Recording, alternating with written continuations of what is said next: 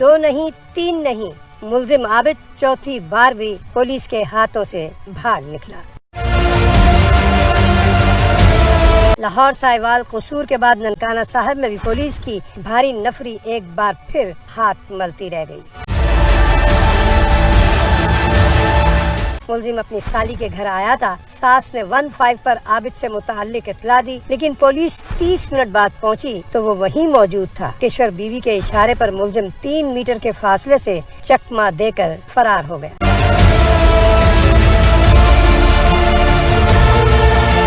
Police की सारी कोशिशें धरी की धरी रह गईं। आबिद फिर हाथ से निकल गया। मुलजिम की तलाश के लिए पुलिस ने राय बलार पार्क और धोलर वाले कब्रिस्तान में सर्च ऑपरेशन किया। वहां से भी कोई कामयाबी न मिली। इससे पहले पुलिस ने लाहौर साहिवाल कसूर में मुलजिम आबिद की गिरफ्तारी के लिए छापे मारे थे। वहां भी उसे नाकामी का सामना करना पड़ा। 10 रोज गुजर गए। मोटरवे ज्यादती का मरकजी मुलजिम ताहाल गिरफ्तार न हो सका।